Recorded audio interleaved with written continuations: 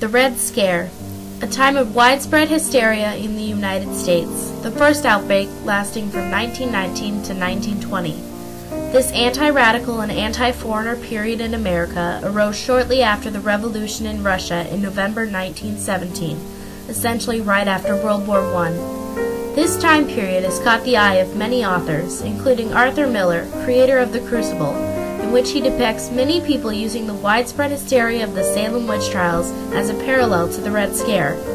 In it, people accuse others, be them guilty or innocent, in order to achieve selfish gains. The Red Scare and the widespread fear that accompanied it arose during the possibility of a communist revolution taking place in the United States, which would jeopardize the existence of democracy in that nation. During this time, there was much discrimination against the Germans because the scars of the world wars still ran deep. However, all immigrants of any ethnic background faced hardship. Any immigrant suspected to be from a country that supported ideals contradictory to the laws expressed in the Constitution of the United States were arrested and brutalized, and many were deported without a hearing. New laws arose that restricted the power and voice of immigrants in the United States.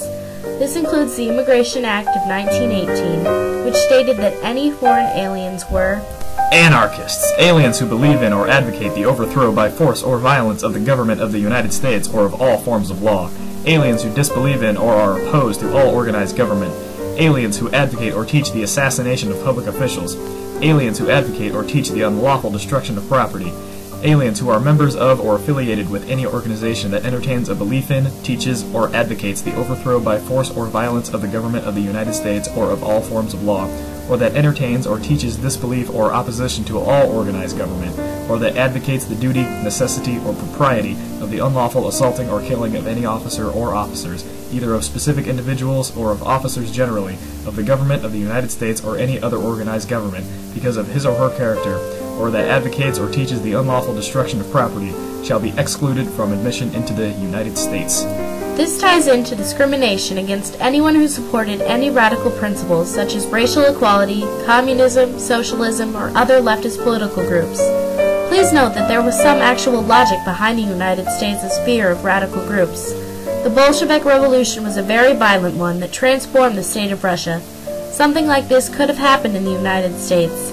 It would not have been the first time that the U.S. society would have received an overhaul. The rounding up of anarchists truly began on November 7, 1919, the anniversary of the Bolshevik Revolution. Led by Attorney General Alexander Mitchell Palmer, the Justice Department headed many raids on well-known or speculated anarchists or communist groups, including the Union of Russian Workers. Palmer arrested over 10,000 people and jailed them on the grounds that they were in a communist group or that they looked or spoke foreign. About 500 of these dissenters would be deported, including prominent leftist leaders.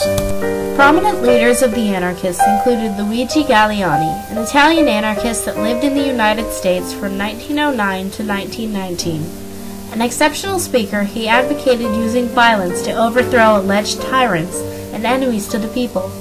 His skills with rhetoric were so remarkable that one man said, "You heard Galleani speak and you were ready to shoot the first policeman you saw."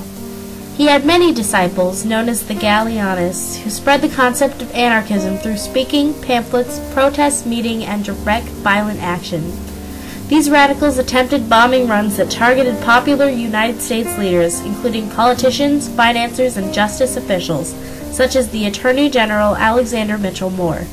These Galleanists wanted their bombs delivered to their targets on May 1, 1919. Which was a day of celebration for communists, socialists, anarchists, and other leftist political groups. Against Galleani's intention, these bombs did not kill any of the recipients. However, one woman was severely crippled when the bomb blew her hands off. These bombing runs led to the Attorney General Palmer to start his raids against leftist groups. A month later, in June, the Galleanists honed their efforts. Using 8 large bombs, they targeted government officials that had supported anti-sedition laws and deportation of anarchists. These bombs led to the death of 2 people, a night watchwoman that was patrolling a target house, and Carlo Valdinocci, a close associate of Galleani himself, who was completely blown apart when the bomb went off prematurely. His remains were found in a 2-block radius of the Palmer house. Attached to these package bombs was a letter that read, "War, class war, and you were the first to wage it under the cover of the powerful institutions you call order, in the darkness of your laws. There will have to be bloodshed. We will not dodge. There will have to be murder. We will kill because it is necessary. There will have to be destruction. We will destroy to rid the world of your tyrannical institutions. The Red Scare was a time of fear and hysteria in the United States. It led many people to label their neighbors as anarchists or communists. Radical actions were taken, forcing the government to impose legislation against these groups. This would not be the last time America had a widespread fear of communism, showing how preserving democracy is truly America's main goal.